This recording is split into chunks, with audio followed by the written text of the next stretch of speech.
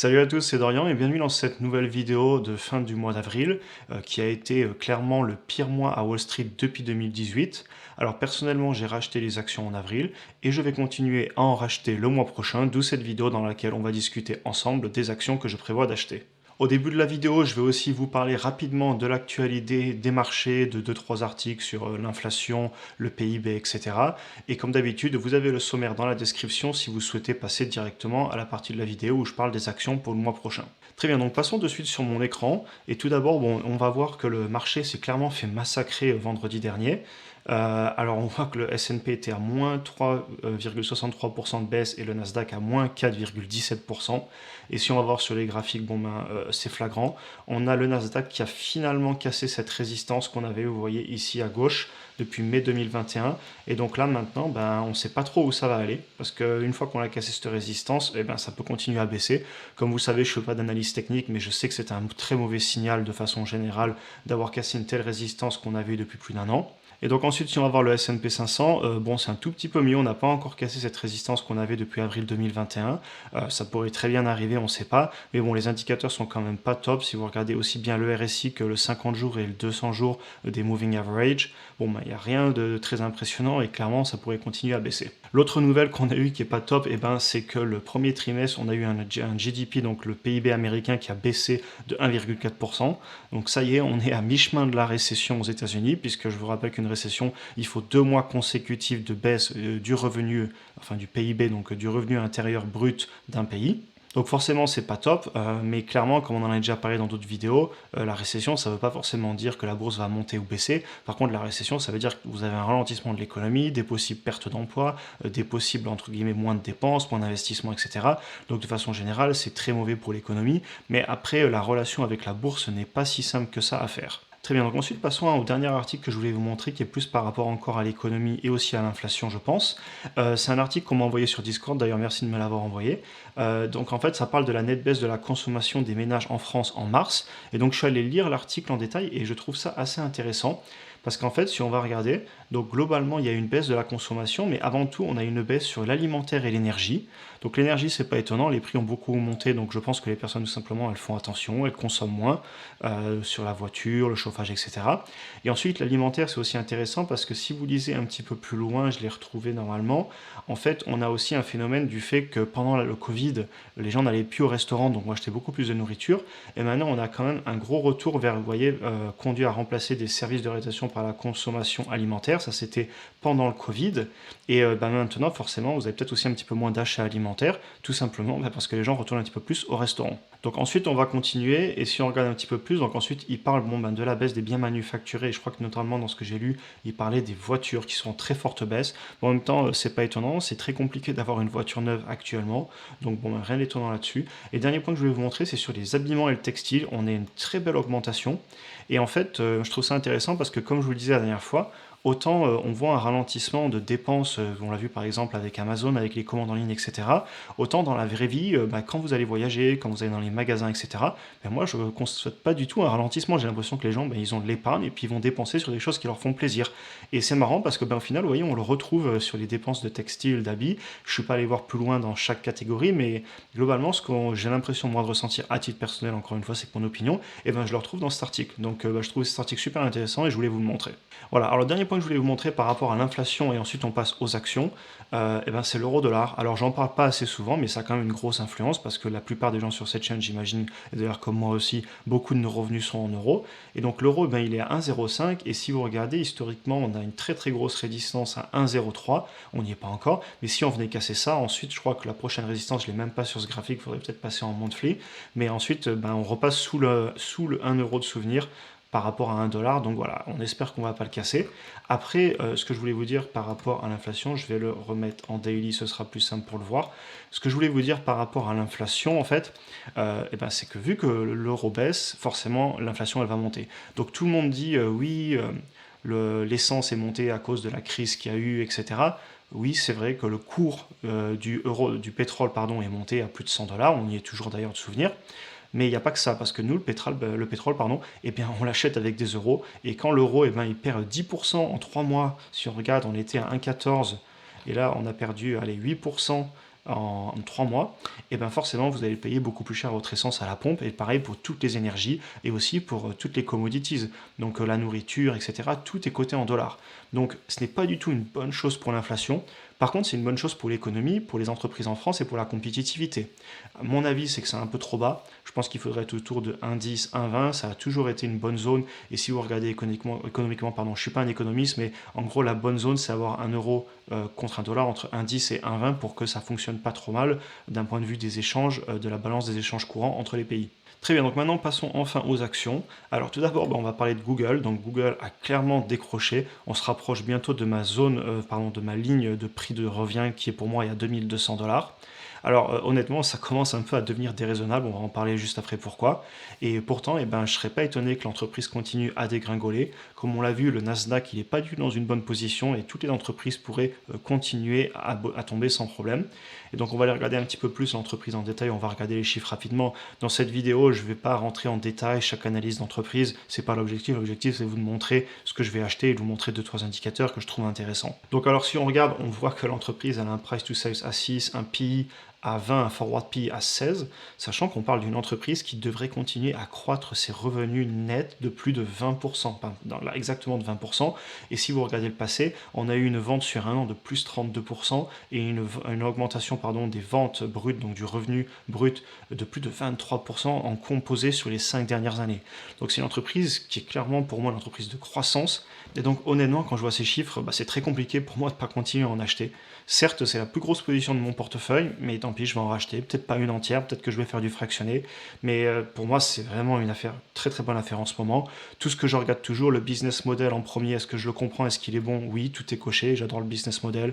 Le principe d'avoir une entreprise qui investit dans plein de nouvelles technologies, qui fonctionne avec de la publicité, qui a des gros revenus sur Internet.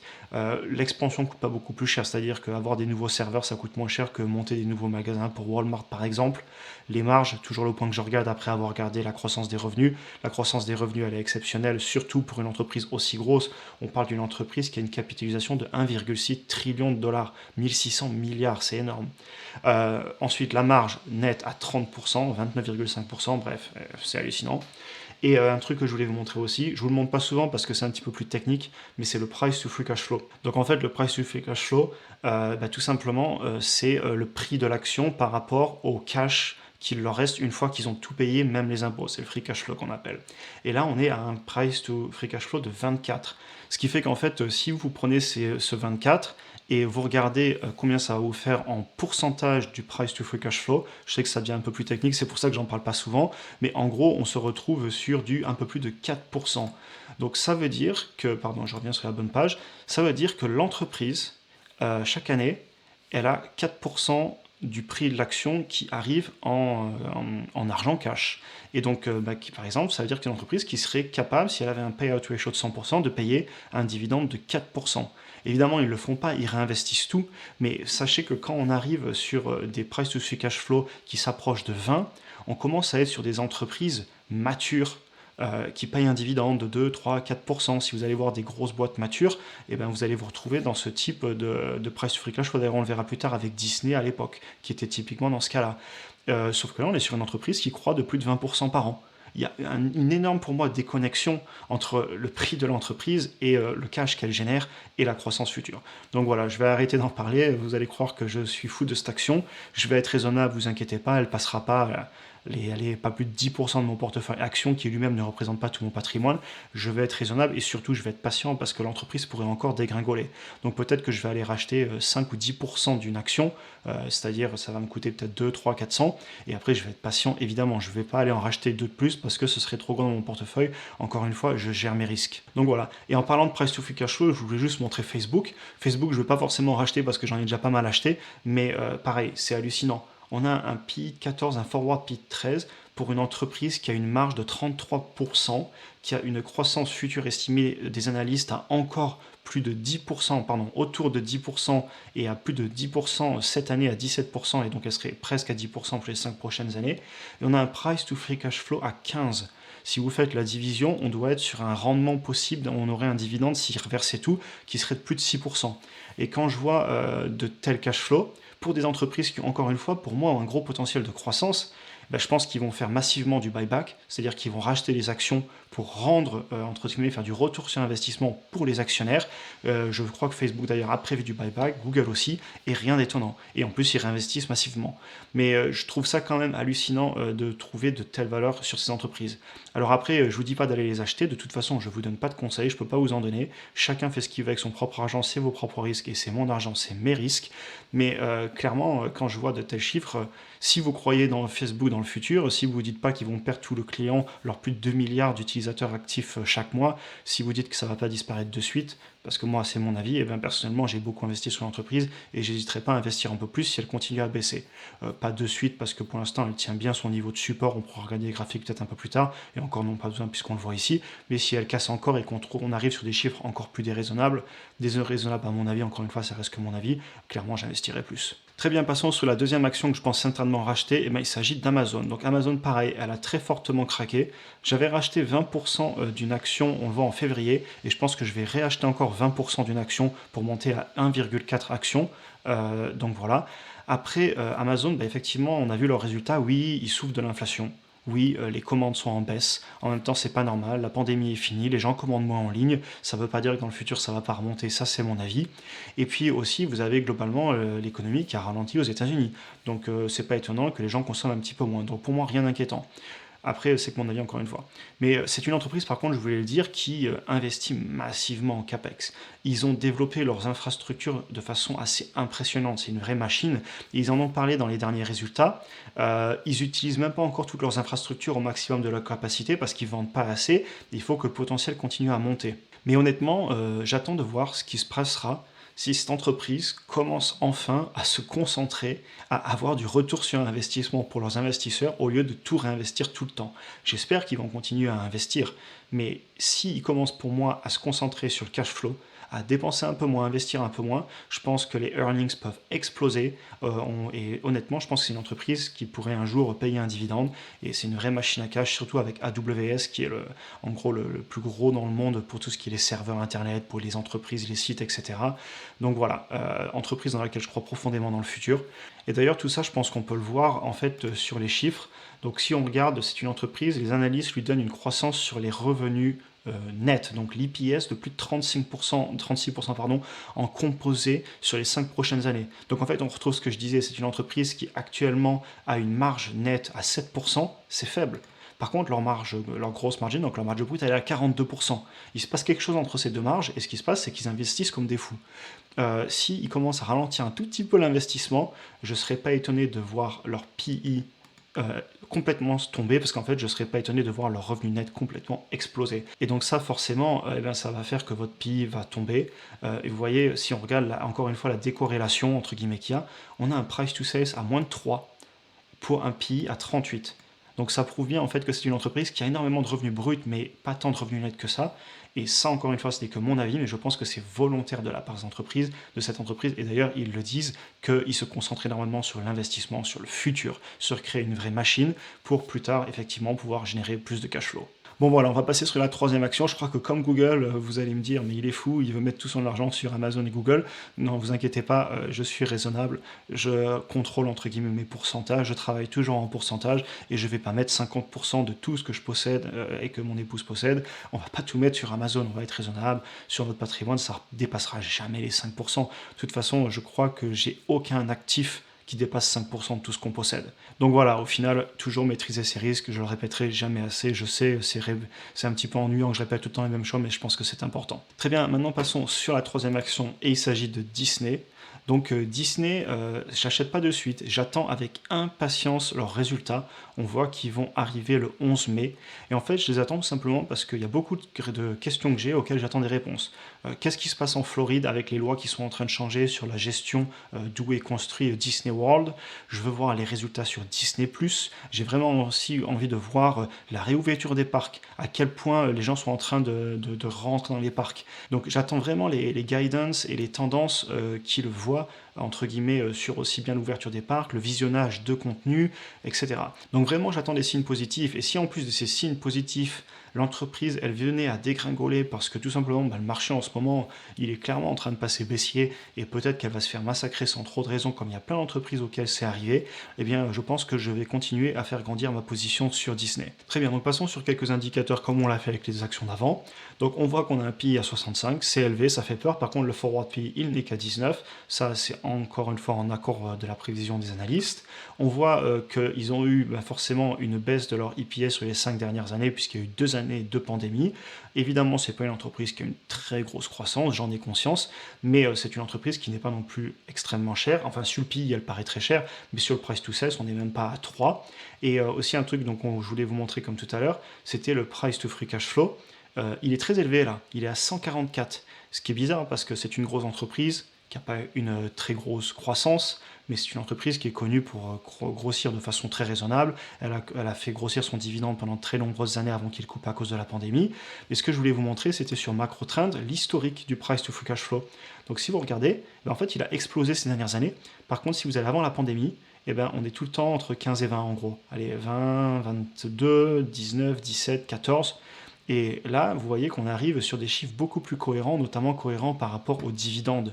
Si on va voir d'ailleurs le dividende que payait l'entreprise, je pense qu'on peut le voir, le dividende historique, on voit qu'ils l'ont coupé, donc voilà, en 2019, il s'est arrêté, il a été coupé, mais en fait, c'est une entreprise qui pouvait payer un très bon dividende, tout simplement parce qu'elle avait du cash flow, et puis elle réinvestissait un petit peu, puis elle payait aussi ses actionnaires. Et d'ailleurs, cette histoire du fait de pouvoir repayer un dividende, on va le voir aussi sur les marges. Si on va voir les marges, là je suis en impro, j'avais pas prévu ça dans la vidéo, mais je trouve ça intéressant de vous le montrer. Si on va voir les marges, voilà, on voit qu'on va se balader avant la pandémie entre 15 et 20, donc ils avaient largement assez de cash flow. Après là, du coup, marge nette, c'est l'argent qui reste une fois que vous avez tout payé, même les impôts. On voit qu'ils avaient de quoi payer le dividende et réinvestir. Et là, on voit qu'ils ont dû couper, forcément. Ils sont passés en négatif, ils perdaient de l'argent pendant la pandémie. Et là, on voit qu'ils remontent doucement, ils sont à 4,22, et c'est le fameux 4,2 qu'on retrouve ici. Et donc ce profit margin, cette marge nette, clairement, pour moi, elle va remonter quand tout va s'améliorer dans l'entreprise. Donc encore une fois, je pense que c'est une entreprise qui a encore des difficultés devant elle. Par contre, je ne serais pas étonné si dans quelques années, elle venait à nous repayer un joli dividende et à recontinuer sa belle croissance, qui plus est qu'en plus, ils investissent massivement. Ils ont notamment toutes leurs nouvelles productions sur Disney+, les Star Wars, les Marvel, etc. Et donc c'est une entreprise que j'ai vraiment envie de posséder pour le long terme. Très bien, donc maintenant on va passer sur les actions que je pourrais peut-être racheter, mais j'hésite encore parce que je veux être patient, je veux voir qu'elles baissent, peut-être que j'attends leurs résultats. On va passer beaucoup plus vite, pas d'indicateur financier, je vais juste vous en parler. Alors tout d'abord, on aurait Microsoft, alors je vais vous la retrouver. Donc Microsoft, en fait, j'en ai acheté une il n'y a pas longtemps du tout, j'avais un ordre d'achat continu depuis très longtemps, elle est passée à 272. L'action n'est pas encore, entre guillemets, pas chère. Je dirais qu'elle est un petit peu chère, mais on commence à arriver sur des prix plus intéressants. Et si elle vient à casser ce niveau-là qu'on voit ici de résistance et qu'elle passe sous les 270, je pense que je vais continuer à faire du DCA. Je suis patient parce que c'est quand même une entreprise qui est plus chère pour moi qu'un Google actuellement. Je vous laisse aller voir les indicateurs financiers. D'ailleurs, ce serait un super exercice pour vous, pour aller comparer par exemple Microsoft à d'autres entreprises comme Apple, Google. Vous verrez que, par exemple, à mon avis, vous pouvez essayer aussi de déterminer pourquoi par vous-même, pourquoi j'estime que Microsoft ou Apple est beaucoup plus cher qu'un Google actuellement. Ça peut être un super exercice que je fais souvent à titre personnel. Bref, je continue. L'autre entreprise que je pourrais racheter, d'ailleurs j'en ai racheté il n'y a pas longtemps du tout, c'est Qualcomm. Donc Qualcomm, j'en ai repris une. Elle a explosé juste après, ils ont eu des super résultats. Et malgré ça, ils sont en train de recorriger. Je vais être patient un petit peu, pareil, j'attends que l'entreprise corrige plus, mais je pourrais continuer à en acheter. Ensuite, on a du AMD. Alors AMD, tout comme Nvidia, c'est une entreprise sur lesquelles je vais être patient parce que pour les deux, les résultats vont arriver, on ne les a pas encore. Et honnêtement, je pense qu'on pourrait avoir des assez mauvaises nouvelles. Je pense qu'avec ce qu'on voit, là, la baisse de la dépense, notamment sur tout ce qui est du rester à la maison, il ne faut pas oublier, n'empêche que Nvidia et AMD, ils font des pièces pour les ordinateurs, ils font des cartes graphiques, des processeurs. Enfin, pas pour Nvidia, pas de processeur, mais bref, vous avez compris, ils font de l'informatique. Honnêtement, je ne suis pas certain qu'ils retrouvent les mêmes ventes que ce qu'ils ont eu pendant la pandémie. Ça ne veut pas dire que je vais vendre les actions, et ça ne veut pas dire que je les aime pas pour le long terme. Je crois énormément dans ces deux entreprises sur le long terme, mais clairement, elles pourraient corriger beaucoup plus, d'où la patience que je mets. Donc voilà, je vous ai aussi traité Nvidia qui fait partie du même groupe. Ensuite, vous avez Adobe. Alors Adobe, pareil, je vais vous la retrouver. Donc là, voilà. Adobe, je suis patient parce qu'elle n'a pas encore beaucoup corrigé depuis que je l'ai acheté, et j'attends les earnings. Et donc de la même façon, c'est une entreprise qui Je pense clairement acheter dans le futur encore si elle baisse encore, mais je ne peux pas tout acheter en même temps, il faut que je fasse des choix. Et quand je vois actuellement Google, Amazon et Disney par exemple pour le mois prochain, eh bien je pense que vu que j'ai un capital limité à investir chaque mois, que je me force à bien investir chaque mois et de ne pas tout mettre d'un coup pour être sans cash, sans réserve, sans même fonds de sécurité, je ne m'amuse pas à jouer à ça, je garde des espèces, eh bien ça fait partie des entreprises qui m'intéressent énormément, mais je veux être patient. Et ensuite, les deux derniers, alors il y a Facebook. Donc Facebook, comme on en avait parlé, c'est une entreprise que je trouve vraiment pas chère en ce moment. Je vais arriver à parler, ça y est. Et un petit peu comme Google, je vous l'ai montré avant avec le price to free cash flow, on commence à avoir un retour sur investissement intrinsèque qui est assez élevé. Pourquoi pas en racheter plus, mais bon, vu que pour l'instant elle ne veut pas descendre beaucoup plus bas de mon dernier point d'achat que j'avais fait à la mi-mars, eh ben, je vais être patient. Et enfin, la dernière, il s'agit de Tesla. Alors Tesla, c'est une entreprise dont on entend énormément parler en ce moment, je vous en parle pas trop, mais bon, voilà, entre Elon Musk qui vend des actions, qui l'annonce par la suite, avec les histoires sur Twitter, qu'on avait peur qu'il allait vendre des actions, et d'ailleurs il l'a fait pour acheter Twitter, bref, etc. Beaucoup de volatilité sur cette action, d'ailleurs vous regardez les variations, c'est hallucinant, hein. Si je vous le prends, là vous voyez, on fait des plus 50% en 2 mois, donc voilà. C'est une entreprise que moi j'achète généralement quand elle vient toucher sous les 800 $. Là à 900, il y a ma ligne d'achat, mais je veux être patient parce que je vais être honnête avec vous sur Tesla, je suis à la hausse dessus actuellement si on regarde par rapport à mon prix de revient de 30% à peu près, 27-28. C'est une entreprise que j'ai commencé à acheter quand elle était beaucoup plus basse. Sur mes premiers points d'entrée, on doit se situer dans les 300 $. Mais bon, j'ai continué à en racheter. Généralement, j'en achète jamais au-dessus des 800 $ actuellement. C'est une entreprise qui est chère, mais c'est une entreprise qui justifie d'une croissance de peut-être plus de 50%. Il faut aller voir les indicateurs, mais sur les revenus bruts, c'est hallucinant. Et c'est une entreprise qui me passionne parce que industriellement, et j'ai été formé à l'industrie, je suis ingénieur dans l'industrie de formation. Quand je vois ce qu'ils font pour innover et pour même disrupter les moyens de fabrication sur les châssis avec les gigapress, etc., c'est une entreprise qui me passionne. Cependant, je vais être très patient parce que je vais être honnête avec vous, je ne serais pas étonné de voir cette entreprise baisser de 50%. Je n'ai aucun problème à voir cette entreprise baisser énormément s'il y a de la volatilité, de la polémique, si Elon Musk fait un truc un peu fou. Voilà, on verra. Pour l'instant, je ne l'achète pas, je suis patient, mais sachez que c'est une entreprise que j'aimerais racheter si elle venait à corriger massivement pour la conserver de très nombreuses années. Évidemment, pareil, je ne la ferai jamais déplacer plus de 5% de mon patrimoine total. Et évidemment, pareil, dans mon portefeuille action, elle passera jamais les peut-être 5-10% grand maximum. Par exemple, même mon Google, il doit être à 7% de mon portefeuille actuellement Google, et je m'amuserai jamais à aller au-delà de 10%, c'est beaucoup trop, sachant que même si sur mon patrimoine total c'est beaucoup moins, sachant que c'est des entreprises aussi que j'ai massivement dans mes ETF, ne l'oublions pas. Donc voilà, j'ai assez parlé, ça va être une vidéo assez longue, mais bon, j'avais beaucoup de choses à dire, et puis je préfère les faire longues, et au moins je vous dis tout ce que je pense plutôt que de faire des raccourcis dans ma façon de penser. Donc j'espère que cette vidéo vous a plu. Évidemment, en petite conclusion quand même, je vous donne des lignes directrices des actions que je regarde, mais sachez que j'adapte en fonction des nouvelles, des résultats, et si tout le marché venait à dévisser massivement, je suis capable de venir mettre un petit peu plus, mais évidemment, je garde quand même du cash en réserve et j'ai pas mal de cash en réserve. Aussi, comme j'en parle toujours, pour moi, la bourse, c'est un outil pour multiplier votre capital. Et moi, à titre personnel, ce n'est pas un outil pour gagner plus d'argent. Je ne suis pas un trader, ce n'est pas mon métier. C'est pour ça que j'investis et que je ne fais pas du trading pour gagner beaucoup rapidement. C'est un outil de long terme pour moi, comme vous le savez. Et donc aussi, comme je le dis tout le temps, moi personnellement, je travaille à fond en ce moment pour toujours gagner plus. Et depuis quelques mois, vraiment, je me suis mis à fond là-dessus. Donc gagner plus d'argent au travail, entre guillemets mes aventures entrepreneuriales, même YouTube, je vais être honnête avec vous, avec la publicité ça me rapporte un petit peu, et puis tant mieux. Et puis quand je mets un petit lien affilié et que j'ai des clics, ça pèse rien par rapport à ce que je fais à côté, croyez-moi, c'est vraiment pas grand-chose.